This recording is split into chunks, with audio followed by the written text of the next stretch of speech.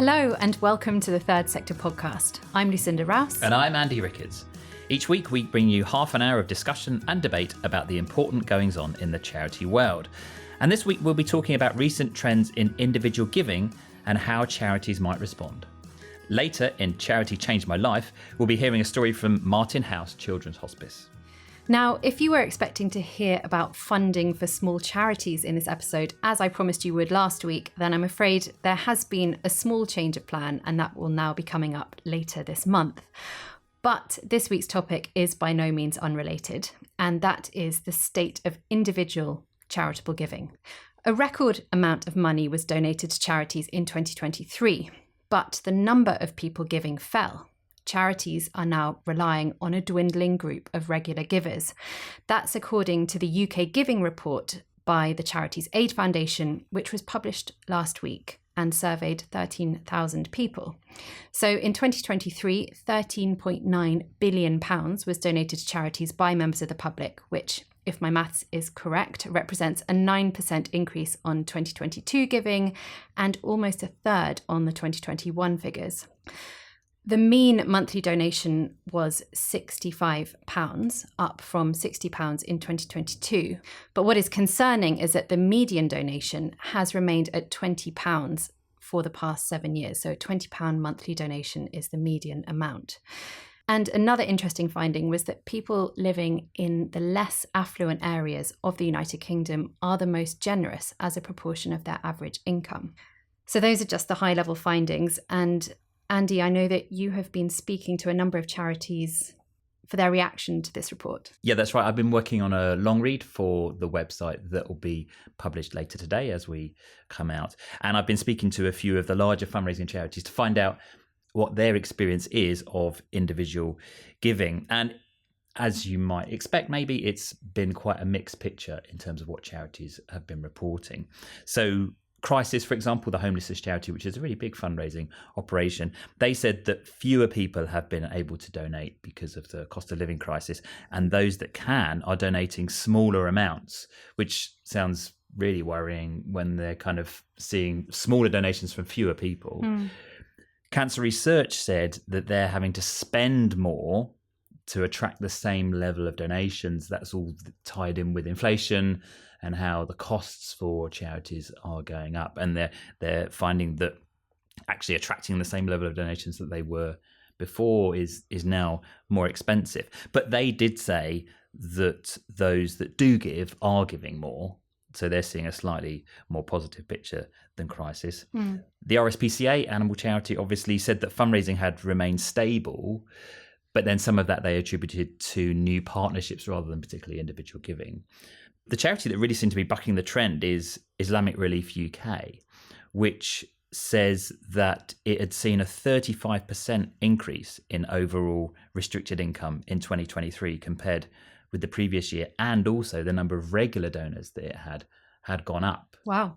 And they said that they've put a lot of work over the last 5 years into getting their supporters to give unrestricted donations. Listeners will probably know that obviously if you give a donation for a specific appeal, say a disaster happens in a certain part of the world, an appeal is launched, that money can essentially only be spent on that particular area if someone gives to that particular appeal. Unrestricted funding is obviously far more useful for charities really across the board because they can spend it on whatever they want. It's just given to them by a supporter and they can just say we're going to spend it on office staff or we're going to spend it on this particular project or whatever. And Islamic Relief has obviously recognised this and has spent a lot of time and effort over the last 5 years trying to engage with its donors and say, okay, can you give us unrestricted funding, because that's really helpful for us. The charity said it has totally revamped its approach to generating unrestricted donations through improved data-led direct marketing, building better relationships with supporters and taking a digital-first approach, which the charity says has helped it improve unrestricted income and supporter retention rates year on year.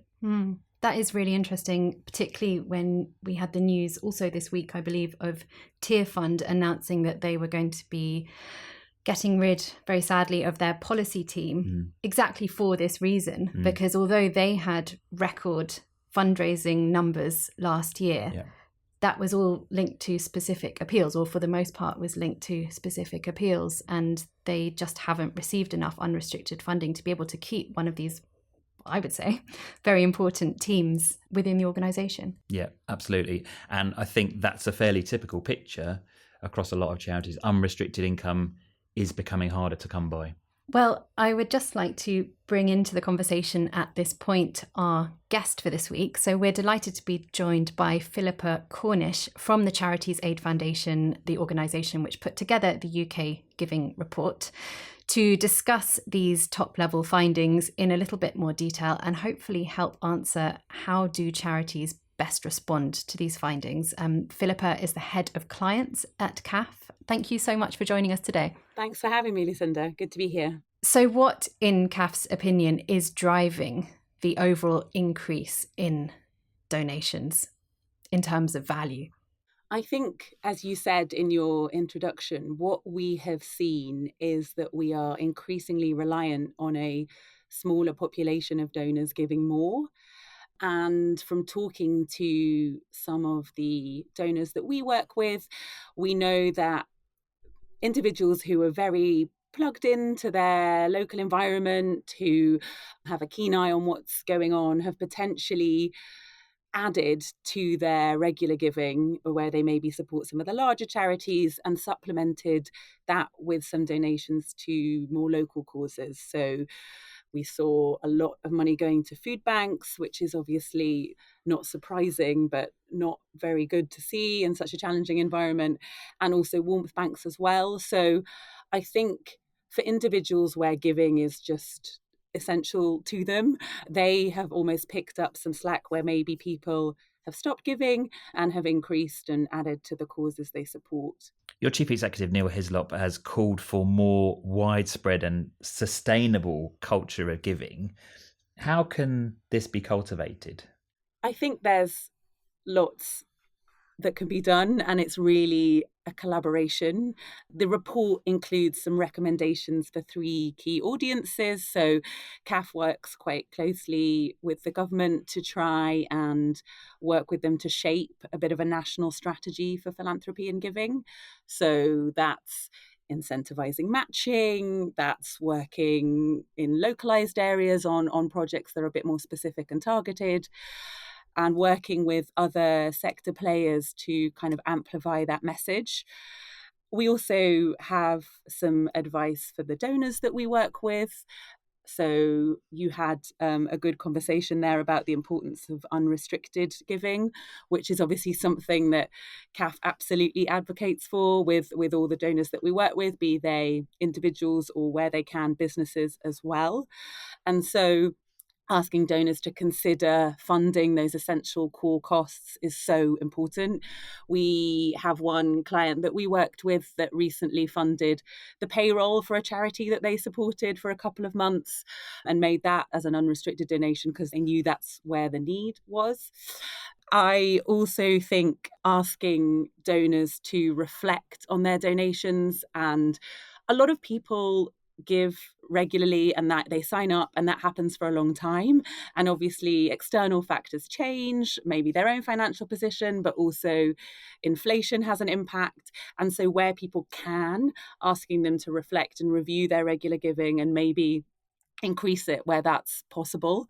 Lucinda mentioned the median donation of £20, and that hasn't changed since 2017. And it really feels that with the change in inflation that we've had, that would need to be more like £25 plus to give the charities the same spending power. So where people potentially give through their pay or have a direct debit, and they can, just asking them to think about, I give through pay here at CAF, and it's something that I need a nudge to do, to remember that I need to increase that amount. And so thinking about that and getting that message out, I think, is quite important. And do you have any recommendations for the charities that you work with, and also just more generally people who might be listening to this, in terms of how they can get that messaging right and how they can get it out there that there is a need to reverse this stagnant state of the fact that people's donations are just not going as far as they were a few years ago, and there needs to be an uplift? Yes, I think There's a few different avenues, and obviously understanding that there's a huge range of charities across the UK that have very different strategies and also different audiences. There's some things in the report that could be helpful. So this year, for the first time, we've been doing the report for 20 years, but this year, for the first time, we mapped it geographically, so using new constituency boundaries. So there's some intel in there about generosity hotspots, which, as you mentioned, some are maybe a bit surprising, and mapping these against areas of need and trying to do some of that connecting a little bit more carefully. I think there's also something about the younger generation of donors. So what we have seen in that population that are increasing their donation is that they tend to be a little older. And so I think there's something about making charitable giving appealing and worth engaging with for a younger generation is really important. It's definitely something we at CAF talk about quite a lot, is how can we, with the products that we offer, engage the next generation, because obviously that's who we need to take us through the next 20, 30 years. There was something as well in the research that volunteer numbers have also dropped. So I think there was 7.1 million people volunteered, which is like an army of people. That's incredible. But obviously that number was heavily impacted by the pandemic and by being locked down. And I think some rejuvenating of volunteer options and opportunities would help people connect to local causes. And then obviously that leads to maybe supporting them more financially as well. When you volunteer and you build that connection, it builds that trust. Trust in charities, I think, is at around 55%. And so we saw that when there's that increased trust geographically, there was an increase in donations. And so sort of closing the loop on that, I think, would be really helpful. These are easy things to say. I know they're not easy things to do. You mentioned there the breakdown of areas in terms of which places give more than others, and the report for the first time breaks down the UK into the 650 electoral constituencies and comes up with the most and least generous, which throws up some quite surprising numbers. We have Belfast West, I think, which is one of the most deprived parts of Northern Ireland, gives an average of 2.2% of household income to good causes. In contrast, Kensington and Bayswater, which is one of the wealthiest parts of the UK, people tend to donate just 0.5% of their household incomes. What does this data tell charities about how they might go around targeting particular areas of the country, do you think? Well, I think it is a good challenge to maybe some assumptions we might all make about generosity. So I think using that to help map where areas might be relevant for a charity in terms of targeting new donors would be very useful. I think also thinking about the importance of local connection. So getting under the difference between those numbers probably warrants further inspection, but thinking anecdotally, I suppose where areas where people live for a long time, are very connected to their community, perhaps go to church or to mosque or to have a religious connection to the area, where there's infrastructure that connects charities and community and those that want to give and volunteer with local government, those all see a much higher inclination to give. And I guess it's more challenging in the bigger cities. So you mentioned Kensington and Bayswater, where I think it was 0.5% of income is donated on average. I mean, anecdotally speaking, cities tend to have more transient populations. And so building that local connection can maybe be a little bit more difficult. So it's encouraging that to foster that local connection to an area, lean into the place-based giving, as it's called. And CAF has provided the data, and yeah, it's highly complex, isn't it, trying to work out what's behind these trends, and we wouldn't want to generalize at all.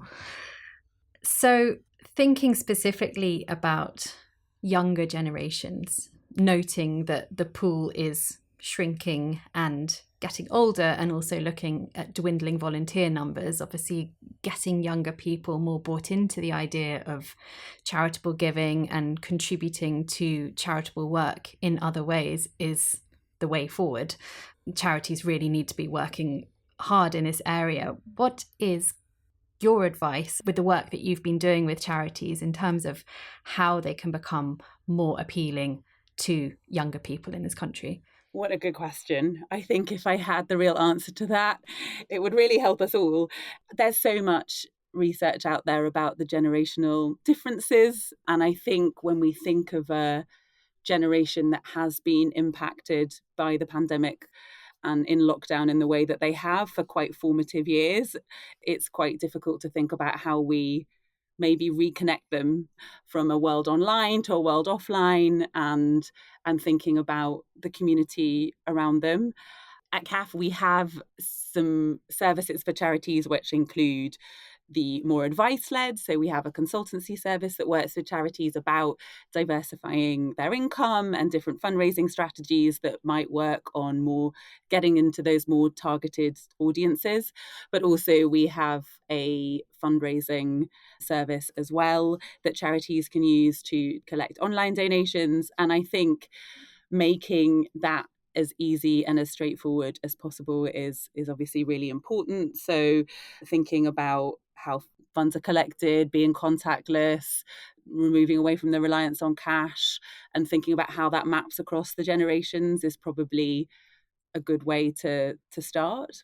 I guess building on that, there's a sort of a broader question about how charities can bring new donors of all generations into the shrinking donor pool, particularly to provide unrestricted funding. Yes, I think one thing that was interesting in the report was people's responses to talking about the way that they give. I think sometimes we can have like a very British attitude to some of these things. It's obviously considered quite personal. And when you think about motivations for giving, often those are very personal. They're, people give to causes that have affected their friends or family, or that their friends or family care about as like the main motivations for giving. But there was some interesting pieces about how people feel about talking about donations. And there was much more support and admiration for people that talked about their giving and where they gave to and why, and made that connection very visible, than those that didn't. So I think there's probably something we can do about promoting a bit more of a conversation about giving, having people talk about where they give to and why they support that cause. Because if a motivation for giving is that it's something that's supported by friends and family, that implies the trust, then that's a really good way to spread the message about the work the charity is doing and try and engage new supporters. You mentioned trust there, and trust in charities is one of the things that the report looks into, in particular in individual electoral constituencies as well. What can charities take from that about how they might go about building better trust with individuals? Because generally trust in charities doesn't change much. It might kind of go up and down a little bit over the years, but it has remained fairly consistent over the years. Yes, I think it was a low of 48% and now it's at 55%. So yeah, the range is not significant.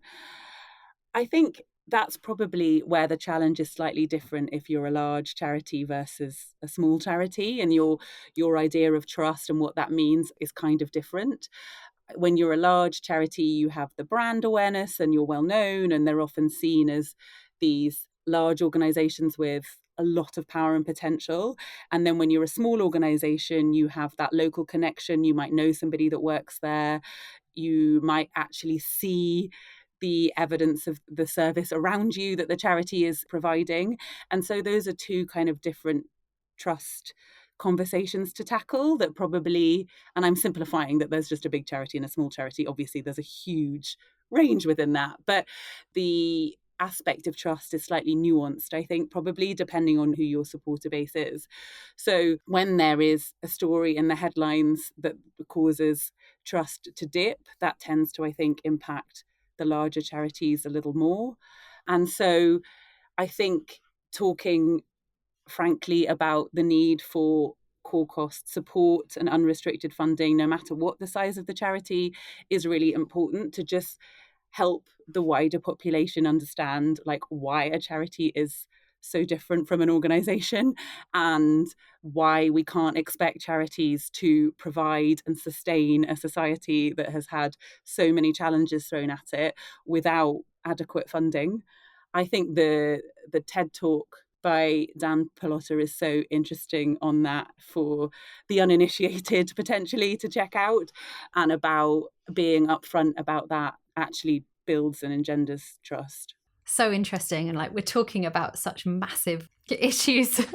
And I did think in this CAF report, the finding about the super donors was quite interesting. And they seem to be really pulling their weight in this difficult fundraising environment and leading to this uplift year on year. And I was wondering if you had any thoughts on how charities can best incentivize these big donors, these super donors, to carry on giving, or even more to come their way. So I think the super giver we defined as somebody that had donated, sponsored, fundraised, and volunteered.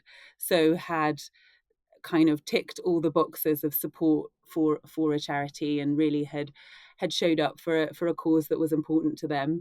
And so I think actually highlighting the range of ways that you can support a charity is really, really important.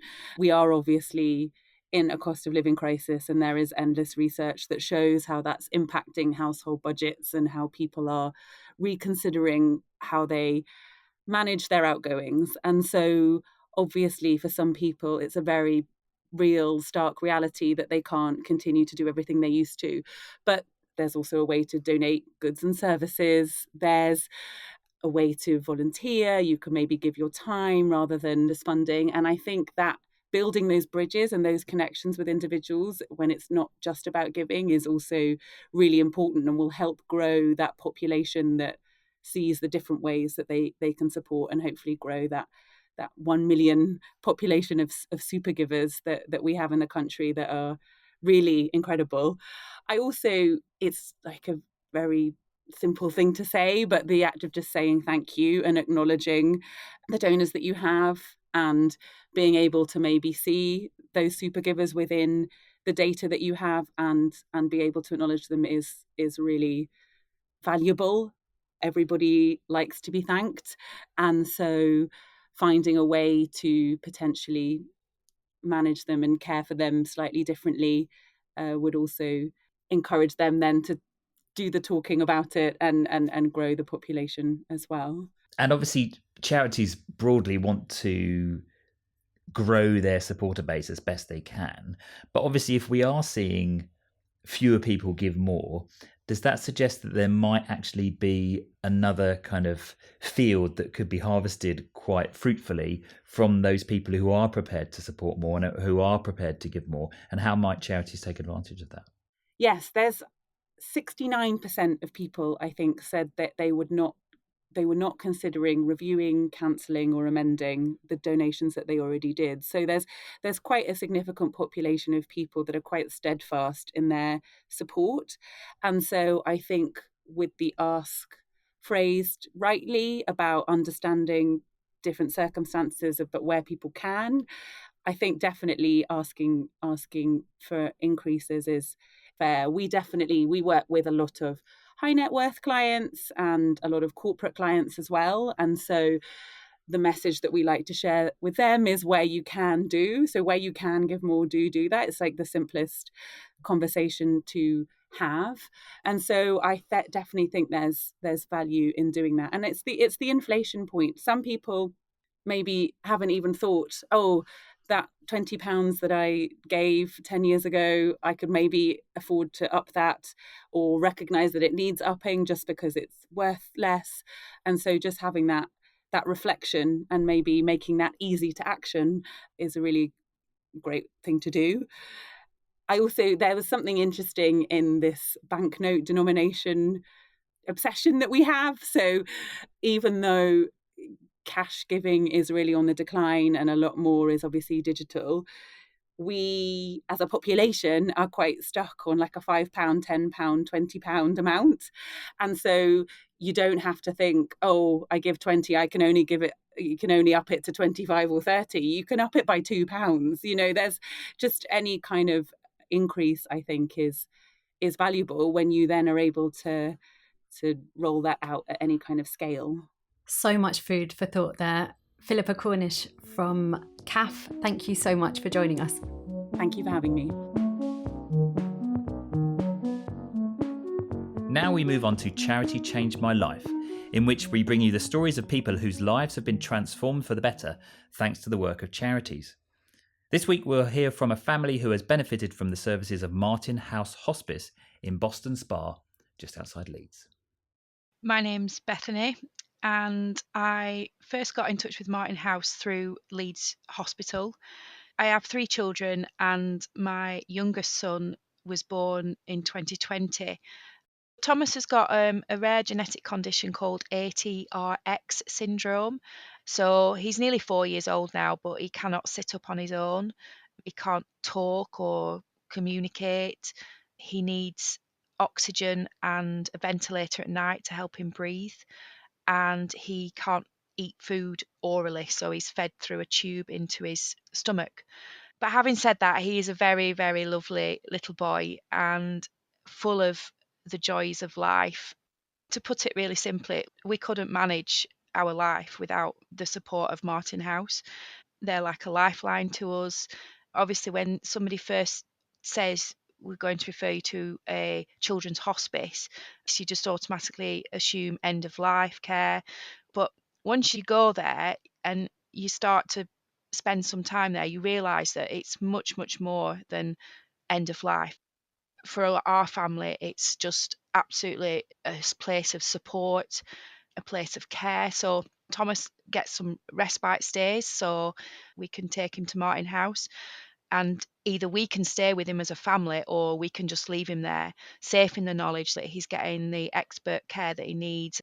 I have 2 other children, and they love going to Martin House because they are also superbly looked after, and all the staff make a big fuss of them, and there's playrooms and arts and crafts and music, and there's a really lovely outdoor space. So it's just really nice to go as a family. My husband says it's like going back to your parents' house. You go in the door and straight away it's like, put your feet up. Like, phew, it's just so relaxing and nice and lovely. It's like a second home. They offer this like whole package of support and well-being. They're just amazing service that they provide.